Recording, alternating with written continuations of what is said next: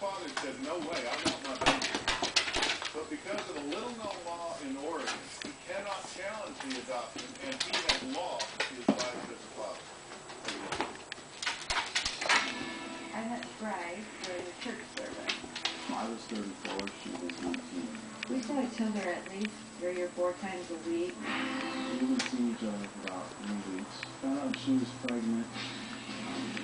When they told me that they were pregnant, I was happy because they were happy.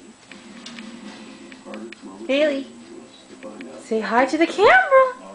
Hey, look at your upper lip stuck. It's stuck. You look like you're smirking. His phone calls were obnoxious, so I finally just told him. Okay, go get it. Go get it.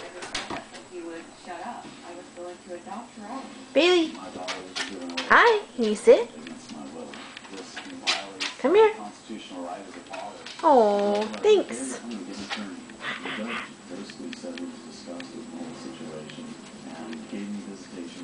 Bailey. Bailey.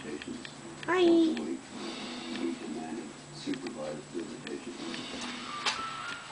was devastating. 1 4-hour visit with Bryce and the baby and myself. She was only a month and a half old, and I heard her crying. The next step was